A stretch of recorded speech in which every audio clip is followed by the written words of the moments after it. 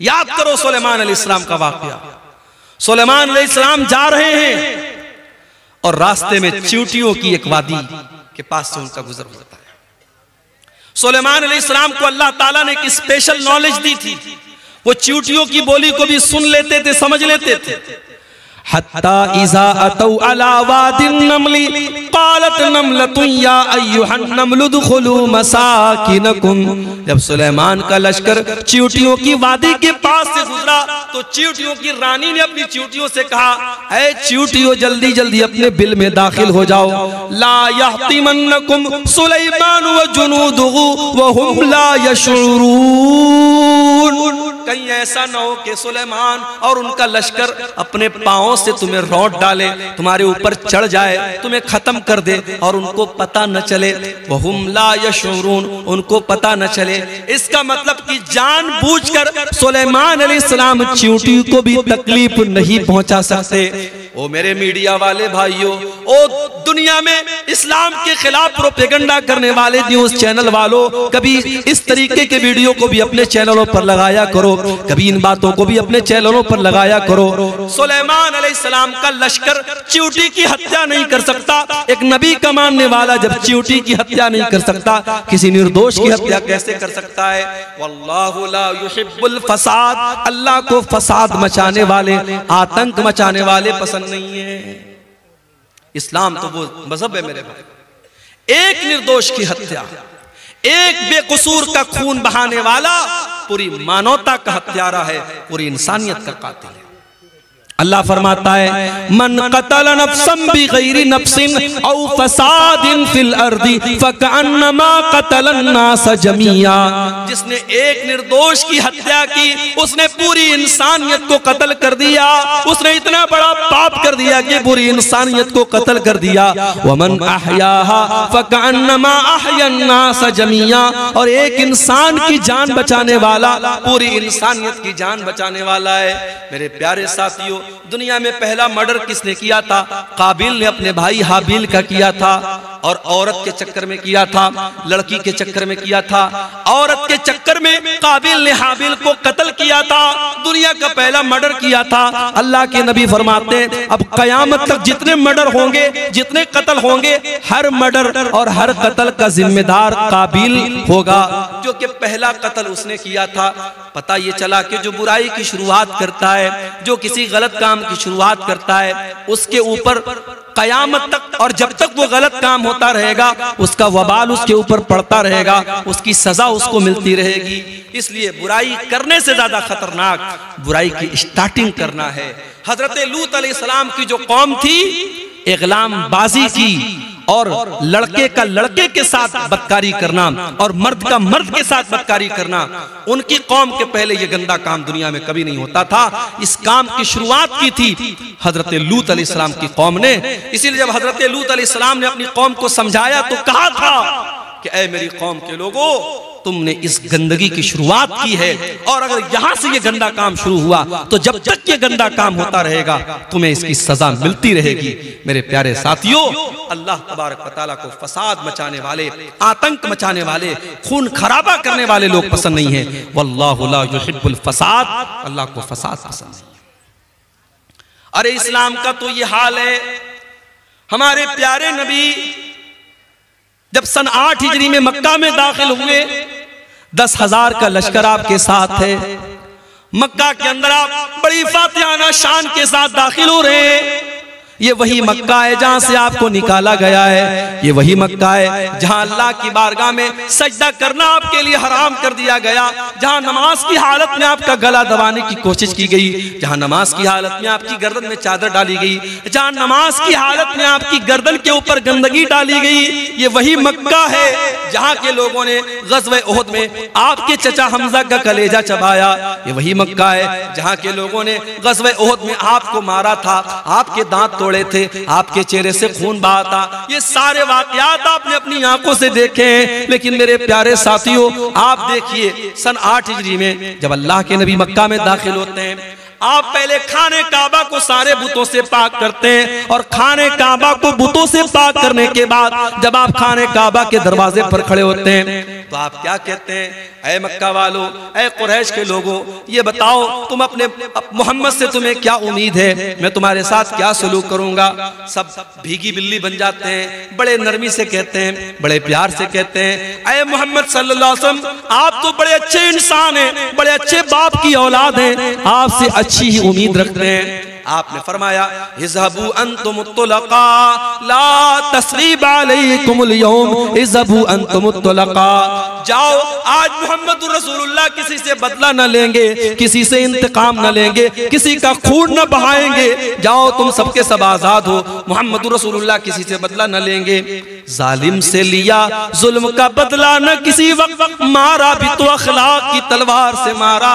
मेरे प्यारे साथियों, ये मेरे नबी का किरदार है, इसलिए नबी का मानने वाला, इस्लाम का कलमा पढ़ने वाला कभी फसादी नहीं हो सकता, कभी आतंकवादी नहीं हो सकता। जो आतंकवादी है, जो दहशतगर्द है, वो कान खोल करके सुन ले, उसका इस्लाम से कोई ताल्लुक नहीं है। वल्लाहु ला युहिब्बुल फसाद, अल्लाह को फसाद बचाने वाले लोग पसंद नहीं है। और आगे बढ़िए, तीसरी चीज अल्लाह ने फरमाया सूरह आल इमरान के अंदर, कुल अतीउल्लाह व रसूलहू, कुल अतीउल्लाह व रसूला, ऐ नबी आप कह दीजिए अल्लाह की इताअत करो और रसूल की इताअत करो। फ़इन तवल्लौ फ़इन्नल्लाह ला युहिब्बुल काफिरीन, और ऐ नबी अगर ये लोग अल्लाह की इताअत ना करें और रसूल की इताअत ना करें तो इनको बता दो कि अल्लाह ताला काफिरों को पसंद नहीं करता, काफिरों को पसंद नहीं करता, अल्लाह को कुफ्र पसंद नहीं। कुफ्र का मतलब इनकार, जो अल्लाह को न माने, जो रसूल को न माने, जो अल्लाह की किताबों को न माने, जो अल्लाह के नबियों को न माने, जो अल्लाह के फरिश्तों को न माने, जो तकदीर को न माने, जो कयामत के दिन को न माने, जितनी चीजों पर ईमान लाना है उनमें से किसी चीज को न मानने वाला, उसके अंदर डाउट करने वाला, उनके अंदर शक करने वाला, वो काफिर हो जाता है। और काफिर को अल्लाह ताला पसंद नहीं करता। अल्लाह को मोमिनों से मोहब्बत है, अल्लाह को ईमान वालों से मोहब्बत है, अल्लाह काफिरों को पसंद नहीं करता। अल्लाह को कुफ्र से इतनी नफरत है, अगर कोई इंसान कुफ्र की हालत में मर जाए, अल्लाह फरमाता है वलल्लज़ीना यमूतूना वहुम कुफ्फार, जो कुफ्र की हालत में मर जाए और मरने के टाइम वो तौबा कर ले, उसकी तौबा का अल्लाह क्या कोई मतलब नहीं है। जो कुफ्र की हालत में मर गया वो हमेशा जहन्नम में रहेगा। अल्लाह का शुक्र अदा कीजिए मेरे भाई, हम और आप ईमान वाले हैं, हम और आप मुसलमान हैं। अगर हम और आप मुसलमान न होते, ईमान वाले न होते, शायद हम भी किसी पत्थर के बुत के आगे आज सजदा कर रहे होते, शराब पी करके नाच रहे होते। ये अलग बात है, बिहार में नीतीश कुमार साहब ने शराब बंदी कर रखी है, लेकिन अंदर से टेबल के नीचे से बड़ी शराब पी जा रही है बिहार के अंदर। अभी झारखंड से मैं आ रहा था, आज शाम को भागलपुर से वहां मैंने जुमा पढ़ाया लालमटिया में, वहां से मैं स्कॉर्पियो से आ रहा था। जैसे ही बिहार में दाखिल हुई गाड़ी, पुलिस वाले लेडीज और जेंट्स गाड़ी को आके चेक करने लगे। मेरे साथ बच्चे थे, फैमिली थी, उन्होंने टार्च से देखा वेखा, चेक किया, चले गए। मैंने ड्राइवर साहब से पूछा ये इतनी गाड़ी चेक क्यों हो रही थी? बोले शराब का मामला होता ना, शराब बंदी, इसलिए वो शराब चेक कर रहे थे। पाबंदी है बिहार के अंदर, मगर हम सब जानते हैं कि शराब पी जा रही है। और अफसोस की बात यह है कि बड़ी तादाद में मुसलमान शराब पीता है। कितने मुसलमान हैं जो बगैर शराब पी अपने घर में दाखिल नहीं होते? नीतीश कुमार के डर से कितने लोगों ने शराब पीना बंद कर दिया। मेरे प्यारे साथियों, अल्लाह के डर से मुसलमान शराब पीना बंद न कर पाया। कितने अफसोस की बात है, सरकार का डंडा पड़ा तो शराब बंद हो गई, लेकिन अल्लाह ताला के अजाब का डर हमें शराब न छुड़ा सका। 1400 साल पहले के हालात देखो, जब अल्लाह ताला ने कुरान की आयत नाजिल की, क्या ईमान वालो, इन्नमल खम्रु वल मैसिरु वल अंसाबु वल अज़लामु रिजसुम मिन अमल शैतान। ऐ ईमान वालों, ये शराब का पीना, ये जुआ का खेलना, ये पासे के तीर के जरिए किस्मत का हाल मालूम करना, ये गैरुल्लाह के आस्ताने पर जानवरों को ज़बा करना, ये सब गंदे काम है, शैतान के काम है। फजतनिबू, इनसे बचो। जब कुरान की आयत नाजिल होती है, जब सूरह मायदा की आयत नाजिल होती है, सहाबे किराम जो एक जमाने से शराब पीते चले आए थे, जब अल्लाह ने कुरान में यह आयत नाजिल कर दी कि शराब गंदी चीज है, शैतान का काम है, शराब से बचो तब तभी तुम कामयाब हो सकते हो। साहबा ने अपनी अपनी शराब को निकाल के गलियों में फेंक दिया, शराब के बर्तनों को तोड़ दिया। यहाँ तक कि कुछ साहबा शराब का बिजनेस करते थे, शराब का कारोबार करते थे, उनके पास लाखों की शराब थी, हजारों की शराब थी, उन्होंने सारी शराब को बर्बाद कर दिया। कहा जब शराब हराम है तो शराब का बिजनेस भी हराम है, शराब का कारोबार भी हराम है। उन्होंने सारी शराब को पानी की तरह बहा दिया। मेरे प्यारे साथियों, ईमान इसका नाम है, अल्लाह के रसूल की इत्तिबा इसका नाम है। कोई एडवर्टीजमेंट नहीं किया गया, कोई प्रचार नहीं किया गया, कोई रेडियो पर ऐलान न हुआ, कोई माइक में लाउड स्पीकर में ऐलान न हुआ, बस नबी ने एक ऐलान करवा दिया। कुरान की आयत नाजिल हुई और अल्लाह के नबी ने कुरान की आयत पढ़ के सुना दी कि अल्लाह कह रहा है कि शराब गंदी चीज है, इससे बचो। इससे बढ़ के गंदी चीज क्या होगी मेरे भाई? आज शराब पी करके आदमी घर में आता है, जुबान से गंदी गंदी गालियां निकालता है, शराब पी के घर में आता है, अपनी बहन और बेटी को भी गंदी गंदी बातें कहता है, शराब पी करके घर में आता है, अपने बच्चों के सामने नाजेबा बातें करता है, शराब पी करके अपनी बीवी की कमाई खाता है, शराब पी करके अपनी सारी कमाई को लुटा देता है। इसीलिए हजरत उस्मान गनी कहा करते थे, इन्नल खम्रा उम्मुल खबाइस, ये शराब तो तमाम बुराइयों की जड़ है। जो शराब पी लेता है वो ज़िना भी कर सकता है, जो शराब पी लेता है वो कत्ल भी कर सकता है, जो शराब पी लेगा वो दुनिया का कोई भी गंदा काम कर लेगा। तो आप देखें अल्लाह ताला को काफिर पसंद नहीं। आज काफिर से ज्यादा मुसलमान शराब पी रहा है।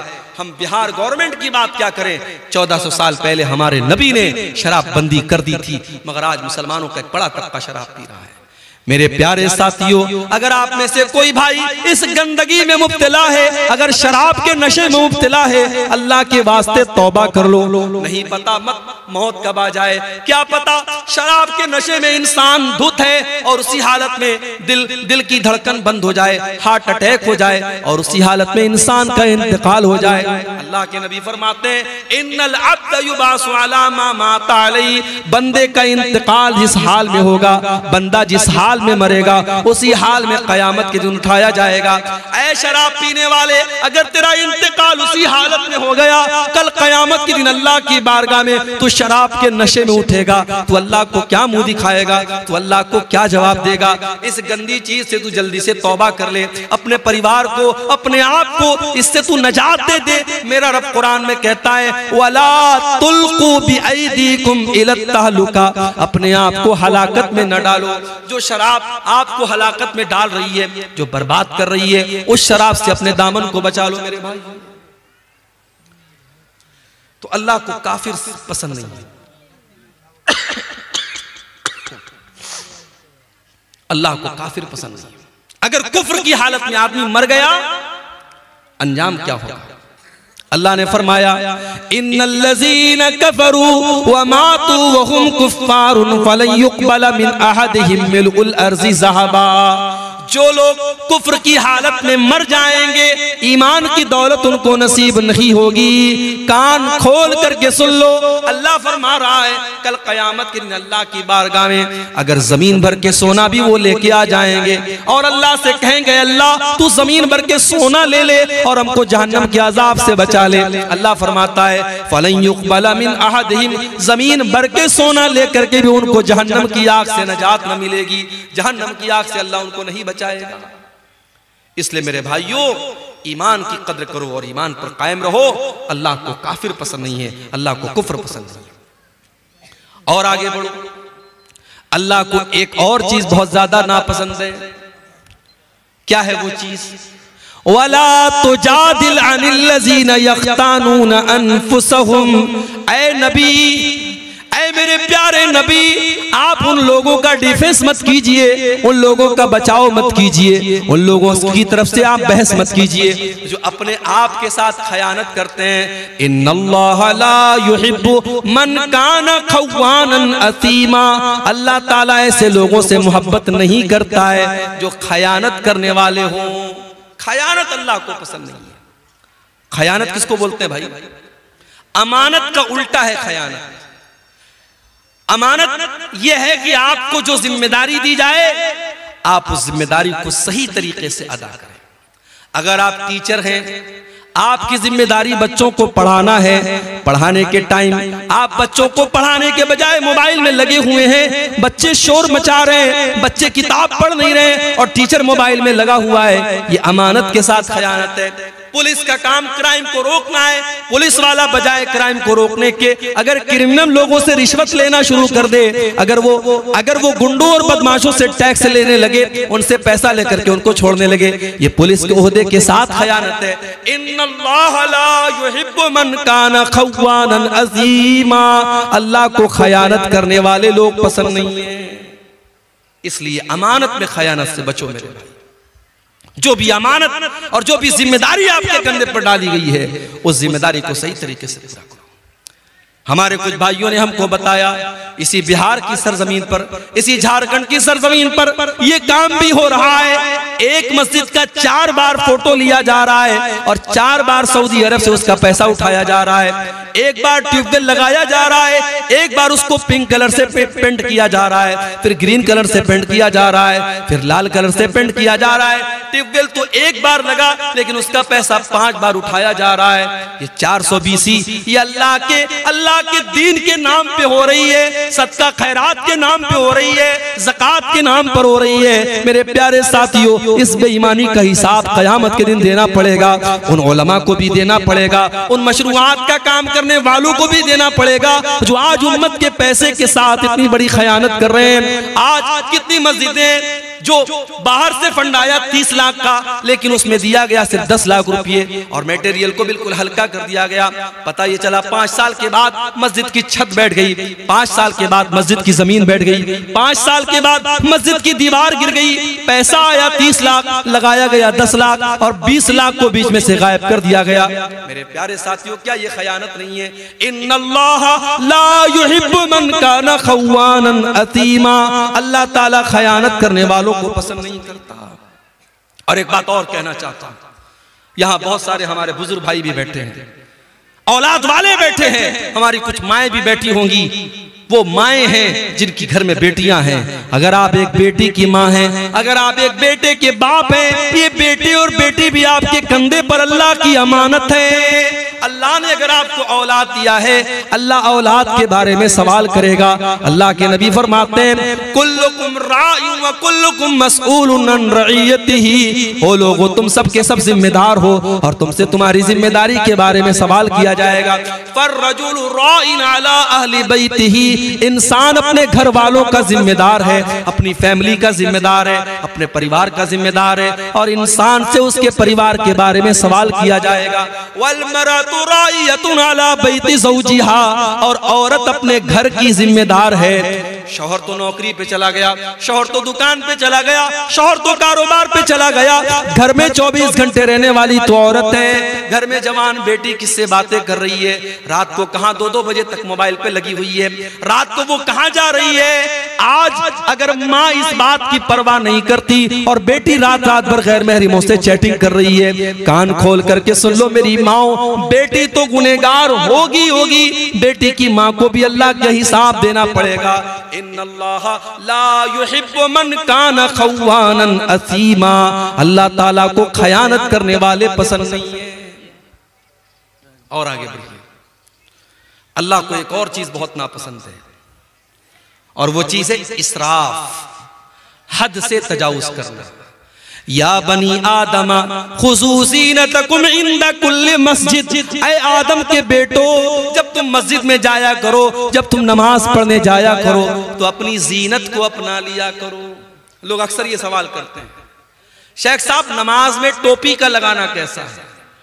भाई साहब टोपी का लगाना फर्ज नहीं है, टोपी का लगाना वाजिब नहीं है, टोपी का लगाना सुन्नत नहीं है, मगर टोपी हमारे कल्चर का एक हिस्सा है। हमारे देश में, हमारे मुल्क में मुसलमान की पहचान होती है टोपी से। हमारे कल्चर का, हमारी संस्कृति का, हमारी तहजीब का एक हिस्सा है। आप शादी में टोपी लगा रहे हैं, आप जनाजे में टोपी लगा रहे हैं, और मस्जिद में आप आते हैं तो जानबूझ के आप खुले सर नमाज पढ़ रहे हैं, ये मुनासिब नहीं है। अल्लाह कुरान में कहता है, या बनी आदम खुजू ज़ीनतकुम इंद कुल्ली मस्जिद, ऐ बनी आदम, ऐ आदम की औलाद, जब तुम मस्जिद में जाया करो, जब तुम नमाज पढ़ने जाया करो तो अपनी जीनत को अपना लो, ऐसा लिबास पहनो जिस लिबास को पहन करके तुम अच्छे लगो। भाई नमाज तो बनियाइन में भी हो जाएगा।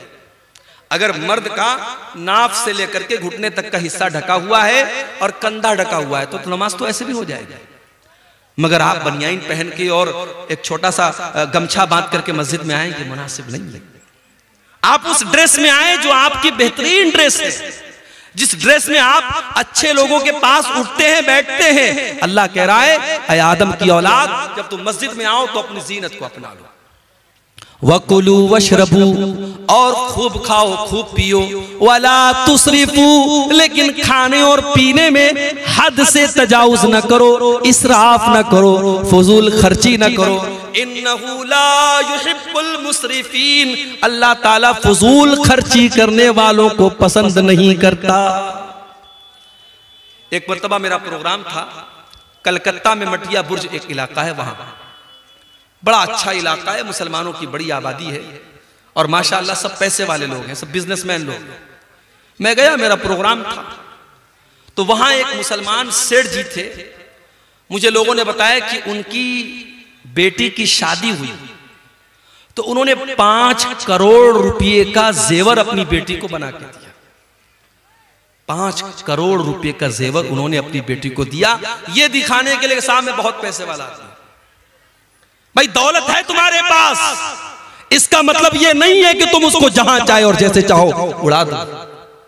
इस उम्मत में आज कितनी गरीब बहनें हैं जो अपने बच्चों का खर्च चलाने के लिए दूसरों के घर में जाके सफाई का काम करती हैं, बर्तन मांजती हैं, तब उनका परिवार चलता है।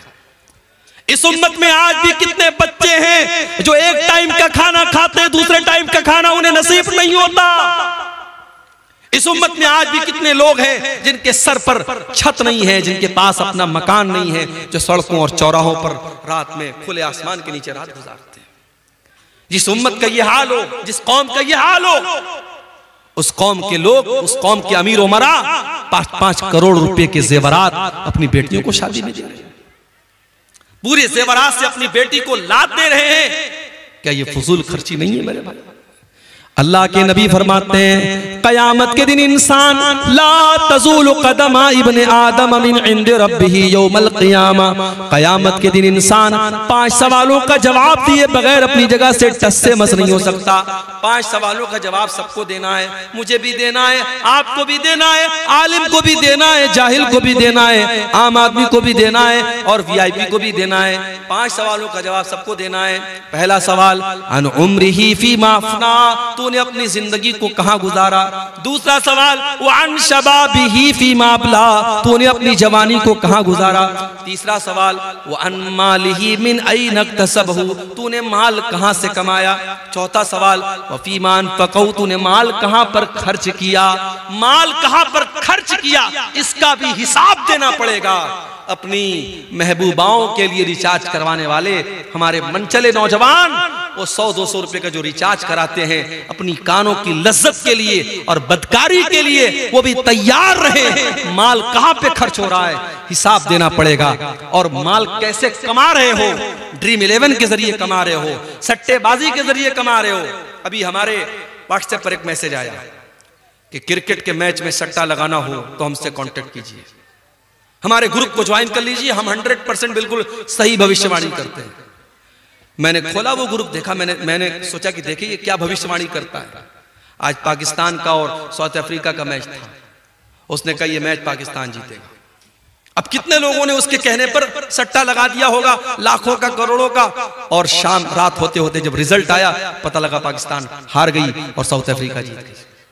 ये सट्टेबाजी आज हमारा नौजवान बड़ी तादाद में व्हाट्सएप के जरिए, टेलीग्राम के जरिए, फेसबुक के जरिए बाकायदा सट्टा हो रहा है और लाखों करोड़ों का सट्टा हो रहा है और जुआ हो रहा है और हमारा मुसलमान उसमें हिस्सा ले रहा है। और मेरे प्यारे साथियों, वो ये सोच रहा है कि हम रातों रात अमीर बन जाएंगे। अगर वो एक बार 1 लाख रुपया जीत जाएगा, अगली बार 10 लाख लगाएगा कि मैं 10 लाख जीत जाऊंगा, और पता लगा वो 10 लाख डुबा देगा, कर्जे में डूब जाएगा और अपने आप को और अपने घर वालों को दांव पे लगा देगा। मेरे प्यारे साथियों, माल कहां से कमा रहे हो इसका भी हिसाब देना पड़ेगा और माल कहां खर्च कर रहे हो इसका भी हिसाब देना पड़ेगा। तो फजूल खर्ची करने वाले, नाजायज पैसा उड़ाने वाले और अपनी जायज ख्वाहिशात पर भी लिमिट से ज्यादा खर्च करने वाले, इसको इसराफ कहते हैं और अल्लाह इसराफ करने वालों को पसंद नहीं करता है। और आगे बढ़िए मेरे प्यारे साथियों, वल्लाहु ला युहिब्बुज़ ज़ालिमीन, अल्लाह ताला जुल्म करने वालों को पसंद नहीं करता, जुल्म करने वालों से मोहब्बत नहीं करता, जुल्म अल्लाह को पसंद नहीं। जालिम कान खोल करके सुन ले, जुल्म का अंजाम बुरा होने वाला है। जुल्म ज्यादा देर तक चलने वाला नहीं। जिस फलस्तीन के अंदर इसराइलियों को पनाह मिली, यहूदियों को पनाह मिली, जब आज से 50-60 साल पहले, 70 साल पहले जब उनको हिटलर ने मार मार के भगाया और वो लुटे कटे पिटे यहूदी, उनको अगर कहीं सर झुकाने की, सर छुपाने की जगह मिली, उसी फलस्तीन के अंदर उनको जगह मिली। तो आज उन्होंने नाजायज तरीके से फलस्तीन के बकिया हिस्सों पर धीरे धीरे कब्जा करना शुरू कर दिया और वहां के जवानों और बच्चों और औरतों का खून तब से लेकर के वो आज तक बहा रहे हैं। अल्लाह ने ऐसे ही इस कौम को मग़ज़ूब अलैहिम नहीं कहा है, ये मग़ज़ूब अलैहिम कौम है, इस कौम पर अल्लाह का गजब उतरा है। मेरे प्यारे साथियों, ये जुल्म हो रहा है जो आज हम फलस्तीन की सरजमीन पर देख रहे हैं। और कान खोल करके सुन लो, जुल्म का अंजाम कभी भी अच्छा होने वाला नहीं है। अल्लाह के नबी फरमाते हैं, इत्तक़ुज़्ज़ुल्मा फ़इन्नज़्ज़ुल्मा ज़ुलुमातुन यौमल क़ियामा, जुल्म करने से बचो, कयामत के दिन जुल्म करने वाला अंधेरों में रहेगा। जुल्म करने वाले को लाइट नसीब नहीं होगी। कभी रात में जब आप कार चला रहे हो या बाइक चला रहे हो और बिल्कुल जंगल में सुनसान रास्ते में आप जा रहे हो, अचानक अपनी बाइक की लाइट आप बंद कर दीजिए, अपनी कार की हेडलाइट आप बंद कर दीजिए। 10 सेकंड के लिए आप डर जाएंगे मेरे भाई, आप डर जाएंगे। चारों तरफ खूब अंधेरा हो और आपके पास कोई लाइट ना हो, कोई रोशनी ना हो, आप एक कदम चल नहीं सकते। कयामत का दिन होगा, वो इंसान कितना बदनसीब होगा जिसको रोशनी नसीब नहीं होगी। अल्लाह ने कहा, जालिम को कयामत के दिन कोई रोशनी नसीब नहीं होगी।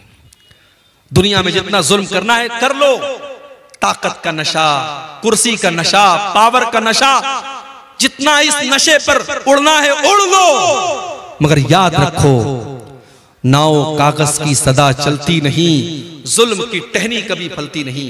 अल्लाह को जुल्म करने वाले लोग पसंद नहीं है मेरे प्यारे साथियों। इस कायनात का में अल्लाह का ये निजाम और अल्लाह की ये सुन्नत रही है, अल्लाह का कानून रहा है। अल्लाह ने मुशरिक और काफिर को हुकूमत दी है, लेकिन अल्लाह ने जालिम को हुकूमत में नहीं रहने दिया है। जालिम का अंजाम बड़ा भयानक हुआ है।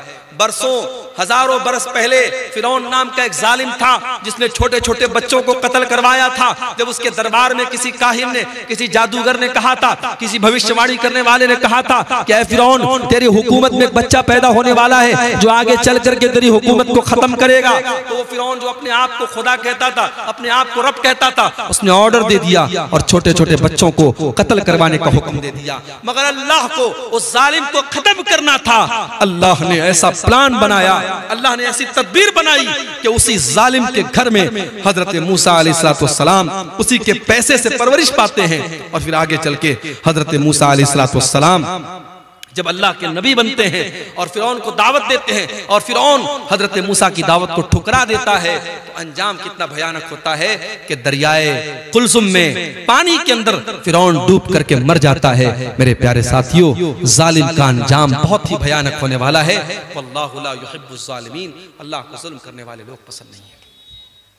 और आगे बढ़िए, अल्लाह को तकब्बुर करने वाले, घमंड करने वाले, अहंकार करने वाले लोग भी पसंद नहीं है। हजरत लुकमान अपने बच्चे को नसीहत करते हैं तो क्या कहते हैं, वला तुसइर खद्दक लिन्नासी वला तमशि फिल अर्ज़ि मरहा। ऐ मेरे बच्चे, तू गाल फुला करके लोगों से न मिलाकर और जमीन में अकड़ करके न चलाकर, इन्नल्लाह ला युहिब्बु मन काना मुख्तालन फखूरा। अल्लाह ताला घमंडी लोगों से मोहब्बत नहीं करता, घमंडी लोगों को पसंद नहीं करता। घमंडी लोग अल्लाह को पसंद नहीं है। कारून बड़ी दौलत वाला था, उसको अपनी दौलत पर बड़ा नाज था, लेकिन कारून के कौम में जो नेक लोग थे, जो ईमान वाले लोग थे, उन्होंने कारून को नसीहत की और कहा कि ऐ कारून ला तफरह, अपनी दौलत पर इतराना नहीं, अपनी दौलत पर गुरूर नहीं करना।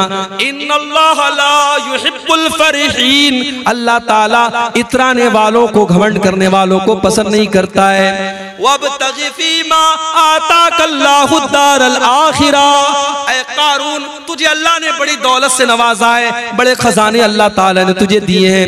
ऐ कारून अपनी दौलत के जरिए तू आखिरत की तैयारी कर। ओ मेरे प्यारे साथियों, आज अल्लाह ने आपको दौलत वाला बनाया है, अपनी दौलत को अल्लाह के रास्ते में खर्च किया करो, मस्जिदों में दिया करो, मदरसों में दिया करो, कारे खैर में दिया करो, अपनी आखिरत बनाया करो।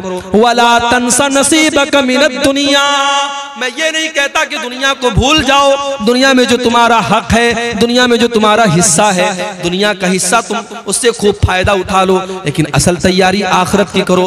वला तबगिल फसाद फिल अर्ज़ी, और कारून से उसकी कौम के लोगों ने कहा कि ऐ कारून तू जमीन में फसाद मचाने की कोशिश न करना, अल्लाह ताला फसादी लोगों को पसंद नहीं करता। तो तकब्बुर और घमंड ये अल्लाह को पसंद नहीं है मेरे भाई। दुनिया में जिस जिसने तकब्बुर किया, जिस जिसने घमंड किया, उसका अंजाम बड़ा भयानक हुआ। इब्लीस ने तकब्बुर किया, अल्लाह की बारगाह से धुतकारा गया। कारून ने तकब्बुर किया, उसके महल को जमीन में धसा दिया गया। फिरौन ने तकब्बुर किया, उसको पानी में डुबा करके मार दिया गया। नमरूद ने तकब्बुर किया, एक मामूली मच्छर ने उसका काम खत्म कर दिया। कौम आद ने तकब्बुर किया, कौम समूद ने तकब्बुर किया, अल्लाह ने पटक पटक करके उनको बेजान कर दिया। मेरे भाइयों, तकब्बुर का अंजाम बड़ा ही भयानक होता है, और तकब्बुर करने वाला और घमंड करने वाला अल्लाह को पसंद नहीं है। अब यहाँ एक सवाल पैदा होता है, मौलवी साहब ने शेरवानी पहनी है, सामने एक लुंगी वाला आ गया, लुंगी पहने हैं, बनियाइन पहने हैं। अब मौलवी साहब के दिल में फीलिंग आई कि यार मैं 10,000 रुपए का कपड़ा पहना हूं, ये 500 रुपए का कपड़ा पहना है। मौलवी साहब के अंदर एक फीलिंग आई, हाजी साहब के अंदर एक फीलिंग आई कि मैं पैसे वाला आदमी हूं, मेरा कपड़ा इसके कपड़े से अच्छा है। तो क्या अच्छा कपड़ा पहनना ये हराम है? अगर हम पैसे वाले हैं, दौलत वाले हैं, तो क्या हम महंगा कपड़ा नहीं पहन सकते, अच्छा कपड़ा नहीं पहन सकते? ऐसा कोई मसला नहीं। आप अगर पैसे वाले हैं, आप अगर दौलत वाले हैं, तो आप अच्छा कपड़ा पहन सकते हैं, बल्कि पहनना चाहिए, पहनना चाहिए। फटा पुराना कपड़ा पहनना ये दीनदारी नहीं है। बहुत से लोग इसको समझते हैं पैसा बहुत है, दौलत बहुत है, लेकिन हमेशा फटा पुराना कपड़ा पहन करके बिल्कुल अजीब व गरीब शक्ल बनाए रहेंगे और कहेंगे साहब पैसा तो है, मगर हमारा इस्लाम ये कहता है कि सिंपल रहो। सिंपल रहना एक अलग चीज है, और अपनी दौलत होने के बावजूद फटा पुराना मैला कुचैला कपड़ा पहनना ये अलग चीज है। अल्लाह के नबी के एक सहाबी आए, अल्लाह के नबी ने देखा कि बड़ी उनके कपड़े बड़े मैले कुचैले हैं। आपने कहा दौलत है तुम्हारे पास, पैसा है तुम्हारे पास? कहा अल्लाह के नबी बहुत दौलत है, इतनी बकरियां हैं मेरे पास, इतने ऊंट है मेरे पास, इतने गुलाम है मेरे पास, बहुत दौलत है, बहुत पैसा है। अल्लाह के नबी ने फरमाया इन आताकल्लाहु मालन फलयुरा असरु निअमतिल्लाहि अलैहि। ऐ मेरे सहाबी, अगर अल्लाह ने तुमको दौलत से नवाजा है तो दौलत का असर तुम्हारे ऊपर जाहिर होना चाहिए। अच्छा कपड़ा पहना करो, अपनी हैसियत के मुताबिक कपड़ा पहना करो। अच्छा कपड़ा पहनना बुरा नहीं है, हाँ अच्छा कपड़ा पहनने के बाद जब घर से निकलो तो जो तुमसे कमजोर कपड़ा पहने हुए है उसको तुम कभी हकीर मत समझना, ये तकब्बुर हो जाएगा। अल्लाह के नबी फरमाते हैं इन्नल्लाह जमीलुन युहिब्बुल जमाल, अल्लाह ताला खूबसूरत है और खूबसूरती को पसंद करता है। अच्छा कपड़ा पहनना ये गुनाह नहीं है, अच्छा जूता पहनना ये गुनाह नहीं है, बल्कि गुनाह क्या है? अल किब्रु बत्रुल हक़ व गमतुन नास, तकब्बुर तकब्बुर ये है, घमंड ये है, इंसान दूसरों को हकीर समझे, दूसरों को मामूली समझे और अपने आप को बड़ा समझे, ये तकब्बुर है मेरे प्यारे साथियों। और मेरे नबी ने और अल्लाह ने तकब्बुर से मना किया है। अल्लाह के नबी ने तो यहां तक फरमाया, ला यदखुलुल जन्नत मन काना फी क़ल्बिही मिस्क़ालु ज़र्रतिन मिनल किब्र, जिसके दिल में जर्रा बराबर भी तकब्बुर होगा, घमंड होगा, अहंकार होगा, वो जन्नत में नहीं जाएगा। इसलिए तकब्बुर से बचो, तवाज़ो, अपने अंदर नरमी पैदा करो, अपने आप को छोटा समझो, लोगों से घुल मिल करके रहो। अल्लाह ताला ऐसे लोगों से मोहब्बत करता है और जो अपने आप को छोटा बना लेता है, मन तवाज़ा लिल्लाहि रफ़अहुल्लाह, अल्लाह उसको और बुलंदी अता करता है। इसी तरीके से मेरे प्यारे साथियों, अल्लाह ताला उन लोगों को भी पसंद नहीं करता है जो बेहुदा बातें अपने मुंह से निकालते हैं, जो गंदी बातें अपने मुंह से निकालते हैं। अल्लाह के नबी फरमाते हैं, बुखारी और मुस्लिम की रिवायत है, बड़े गौर से सुनिएगा, मैं समझ रहा हूँ रात का आखिरी टाइम है, आपके सब्र का इम्तिहान ले रहा हूँ, मगर बड़ी इंपॉर्टेंट बातें बयान कर रहा हूँ, सुन के जाइए। अल्लाह के नबी फरमाते हैं कि इन्नल्लाह ला युबग़िज़ुल फ़ाहिशल बज़ी, अल्लाह ताला ऐसे लोगों से नफरत करता है, ऐसे लोगों को पसंद नहीं करता है जो फाहिश होते हैं और जो बज़ी होते हैं। फाहिश और बज़ी किसको कहते हैं? जिसकी जुबान गंदी होती है, जो जुबान से गाली बकता है, जो जुबान से बेहुदा बातें करता है, अल्लाह ऐसे लोगों को पसंद नहीं करता है। मेरे प्यारे साथियों, जुबान की हिफाजत करो, गाली गलौज से अपने आप को बचाओ। आज बाप गाली देता है, बच्चे उससे गाली सीखते हैं, बच्चियों की तरबियत पर असर पड़ता है। अपने घर को गाली से महफूज रखो, अपने घर को गाली से महफूज रखो। और बच्चों के हाथ में जो मोबाइल देते हो ना, मोबाइल पर भी चेक करो, बच्चा ऐसी रील तो नहीं देख रहा है, बच्चा गाली सीख रहा है, बच्चा बेहुदा बातें सीख रहा है। बच्चों की तरबियत पर भी बड़ी तवज्जो देने की जरूरत है। आज माँ बाप ने बड़ा सिंपल तरीका समझा है, बच्चे के हाथ में मोबाइल दे दिया, बच्चा जो चाहे सो देख रहा है। नहीं मेरे भाई, बच्चा जो देखता है उससे सीखता है। 3 साल का बच्चा भी अगर वीडियो देख रहा है तो सीख रहा है। आप देखिए आपका बच्चा क्या देख रहा है। अगर आपने नहीं देखा, अंजाम बड़ा भयानक होगा। अरबी का एक शायर कहता है, लैसल यतीम मन इंतहा अबवाहु मिन हम्मिल हयाति व खल्लफाहु ज़लीला। यतीम वो नहीं है जिसके माँ बाप उसे दुनिया में छोड़ के चले जाएं। इन्नल यतीमा हुवल्लज़ी तल्का लहू उम्मन तखल्लत औ अबम मशगूला। अरे यतीम तो वो है, यतीम तो वो है, अनाथ तो वो है, माँ तो उसके पास मौजूद है मगर माँ के पास अपने बच्चे की देखभाल के लिए टाइम नहीं है। बाप तो उसके घर में मौजूद है मगर बाप के पास अपने बच्चों के लिए फुर्सत नहीं है। मैं तो खुद एक मदरसे में टीचर हूँ। कभी कभी ऐसे भी पेरेंट्स आते हैं, ऐसे भी माँ बाप आते हैं, बच्चा कौन सी क्लास में पढ़ता है बाप को ये भी नहीं पता, बच्चा कौन सी क्लास में पढ़ता है माँ को ये भी नहीं पता। इतने बेखबर मत बनो मेरे भाई, इतना पैसा कमाने के पीछे अंधे मत बनो कि आपको ये महसूस ही ना हो कि आपका बच्चा कहाँ जा रहा है। तो अल्लाह तबारक व तआला को ऐसे लोग भी पसंद नहीं है जो बेहुदा बातें और गंदी बातें मुंह से निकालते हैं। एक और हदीस सुन लीजिए, उसके बाद हम सवालात को देखेंगे। अल्लाह के प्यारे नबी फरमाते हैं, अबग़ज़ुन्नास इंदल्लाहि सलासा। 3 लोग अल्लाह ताला को बहुत ज्यादा नापसंद हैं, 3 लोगों से अल्लाह ताला नफरत करता है। नंबर 1, मुल्हिदुन फिल हरम, जो हरम के अंदर, अल्लाह के घर के अंदर, खाने काबा के अंदर या मदीना मुनव्वरा के अंदर अल्लाह की नाफरमानी करे। शराब पीना बहुत गलत काम है, लेकिन कोई मक्का मदीना में जाके शराब पिए। चोरी करना बहुत गलत काम है, लेकिन कोई मक्का मदीना में जाके हरम के अंदर जाके चोरी करे तो ये और बड़ा गुनाह है। इसलिए जो उम्रा करने जाएं, मैं समझाता हुई हूं अपने भाइयों, उम्रा करने आप गए, भीड़ लगी हुई है तवाफ के दौरान, अब आपकी ख्वाहिश है हजरे अस्वद को चूमने की, हजरे अस्वद को टच करने की, मगर मर्दों की भीड़ भी है, औरतों की भीड़ भी है। अब कुछ लोग क्या करते हैं, सबको चीरते हुए और फलांगते हुए जाकर के हजरे अस्वद को चूम लेते हैं। माफ करना मेरे भाई, हजरे अस्वद को चूमना और हजरे अस्वद को टच करना ये कंपलसरी नहीं है, ये जरूरी नहीं है, ये बस एक सुन्नत है, मुस्तहब है, बेहतर है। अगर आप छू सकते हैं तो छू लीजिए, नहीं छू सकते कोई मसला नहीं है, मगर वहां पे तवाफ के दौरान किसी औरत को टच करना हराम है, किसी मर्द को तकलीफ पहुंचाना हराम है। आप ऐसा तवाफ किस काम का कि दूसरों को तकलीफ पहुंचा करके आप आगे बढ़ रहे हैं। अल्लाह के नबी कह रहे हैं मुल्हिदुन फिल हरम, जो हरम के अंदर, अल्लाह के घर के अंदर हराम काम करे, नाजायज काम करे, अल्लाह को नाराज करने वाला काम करे, ऐसा आदमी अल्लाह को बहुत नापसंद है। और दूसरा इंसान व मुब्तगिन फिल इस्लाम सुन्नतल जाहिलिया, इस्लाम के अंदर जो दौरे जाहिलियत के तरीके को फॉलो करे, जिसको इस्लाम का कल्चर पसंद नहीं है, जिसको दौरे जाहिलियत का कल्चर पसंद है।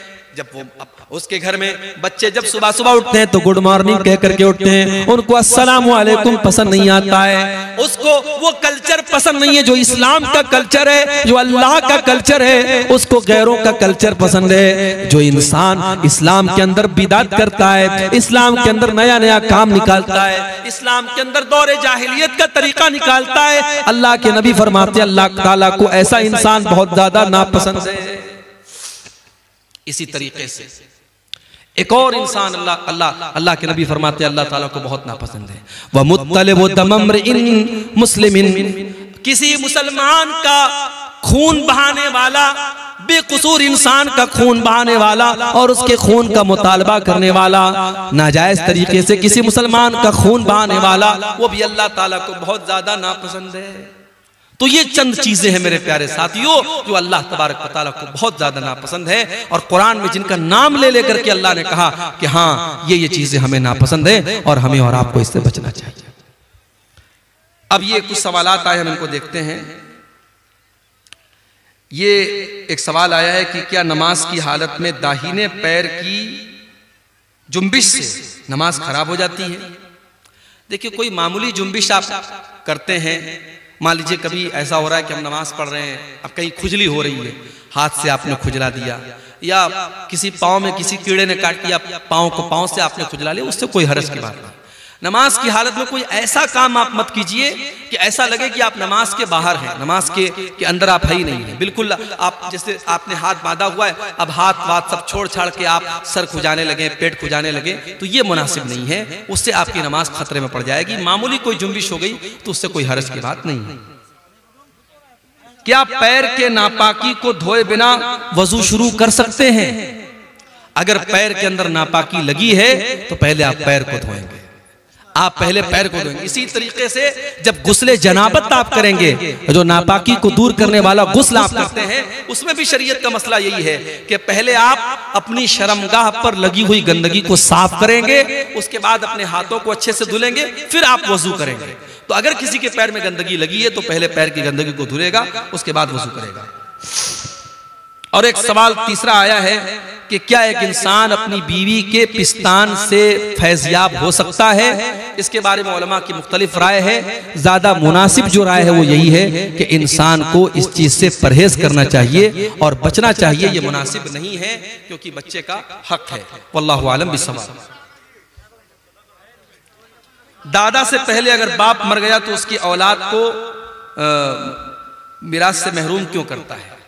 देखिए, शरीयत का एक मसला है कि अगर दादा की जिंदगी में बाप मर गया तो बाप अगर मर गया तो पोता डायरेक्ट अपने दादा की वरासत में हिस्सेदार नहीं होगा। क्यों? क्योंकि अगर दादा की औलाद जिंदा है तो दादा की औलाद की मौजूदगी में औलाद की औलाद वारिस नहीं होती है। यह मसला याद रखिए। दादा की जिंदगी में अगर औलाद जिंदा है तो जो औलाद की औलाद है वो वारिस नहीं होगी। लेकिन मैं एक सवाल करता हूं आपसे, मान लीजिए किसी के 5 लड़के हैं, अब एक लड़का बाप की जिंदगी में मर गया, तो अब जाहिर है उसके बच्चे कहां जाएंगे? उसके बच्चों का क्या कसूर है? अगर उनका बाप मर गया, उसकी पहले किसी बहाने से उसकी मौत आ गई, तो इसीलिए उलमा कहते हैं कि शरीयत में वसीयत करने का जो हुक्म है तो वसीयत ऐसी सूरत में करना जरूरी और लाजिम है। दादा को चाहिए कि अपने उस यतीम पोते के हक में अपने जायदाद की 1/3 हिस्से तक की वो जो वसीयत कर सकता है, जो शरीयत में वसीयत करने का ऑप्शन है। अब यहाँ पे वसीयत करना ऑप्शनल नहीं है कि चाहे तो करे चाहे तो ना करे, बल्कि दादा के लिए लाजिम है, जरूरी है कि वो अपने पोते को वो वरासत में वसीयत करे। बाकी अगर डायरेक्ट आप पूछेंगे तो वरासत में हिस्सेदार वो यतीम पोता नहीं होता है। अब यहाँ पे चचा लोगों से भी मैं एक बात कहना चाहूंगा, कि जब शरीयत आम यतीम के साथ भलाई करने का हुक्म देती है तो भाई वो तुम्हारे भाई का बच्चा है, तुम्हारा अपना भतीजा है, तुम्हारी इंसानियत कैसे मर जाती है कि तुम अपने उस यतीम भतीजे को उसके बाप दादा की जायदाद से बिल्कुल महरूम कर देते हो। आज बड़े अफसोस के साथ कहना पड़ता है कि शरीयत के इस मसले का बड़ा मिसयूज किया जाता है, और जहां बाप की जिंदगी में किसी बेटे का इंतकाल हो जाता है तो उसके बच्चों को पूरी जायदाद से लोग बेदखल कर देते हैं, और लोग ये नहीं सोचते हैं कि ये कितना बड़ा जुल्म हम कर रहे हैं और उस बच्चे को हम जीते जी उसके हक से महरूम कर रहे हैं। एक सवाल ये आया है कि मेरा बच्चा 10 साल का हो गया है और अब मैं अकीका देना चाहता हूं, क्या मैं दे सकता हूं? बिल्कुल दे सकते हैं। अकीका का सबसे बेहतरीन टाइम 7वें दिन है। अगर 7वें दिन आप किसी वजह से नहीं कर पाए तो उसके बाद आप कभी भी कर सकते हैं, जब भी आपके पास ताकत तो आप कर दें। कोशिश ये कीजिए कि एज सुन एज पॉसिबल, जितनी जल्दी मुमकिन हो कर लीजिए। अगर किसी वजह से नहीं कर पाए, बच्चा 10 साल का हो गया, 20 साल का हो गया, कभी भी आप उसका अकीका कर सकते हैं। लेकिन एक बात अकीका में याद रखिए, बड़े जानवर का अकीका साबित नहीं है।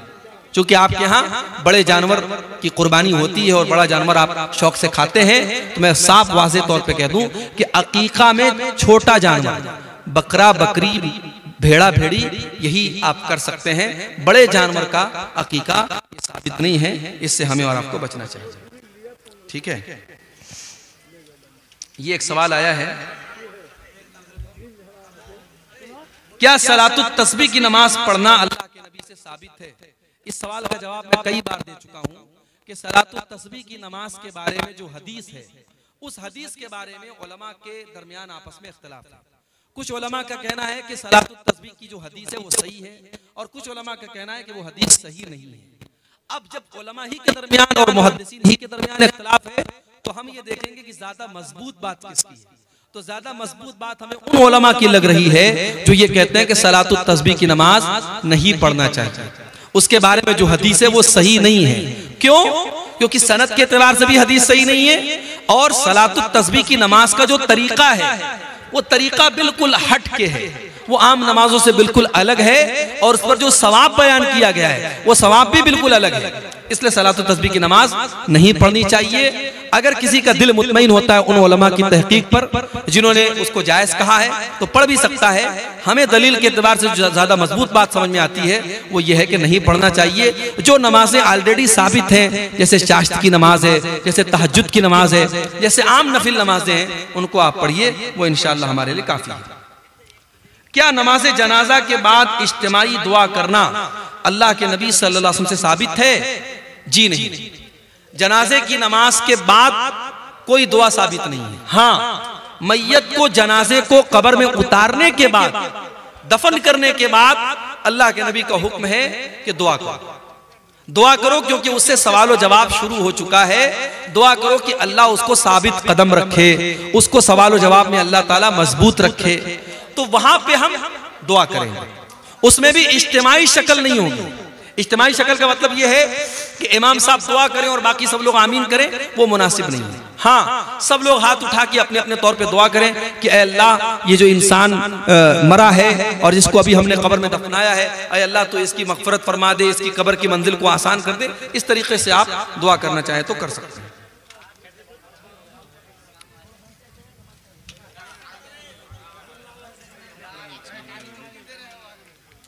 तकरीर के दौरान शोर पकड़ करके बोलना, अच्छा शुर पकड़ करके बोलना कैसा है? तो भाई, तकरीर का असल मकसद होता है आवाम तक अपनी बात पहुंचाना। तो उसमें आपका जो कंटेंट है वो सही होना चाहिए। आप तकरीर में जो बात बयान करें वो कुरान और हदीस की रोशनी में होनी चाहिए। बाकी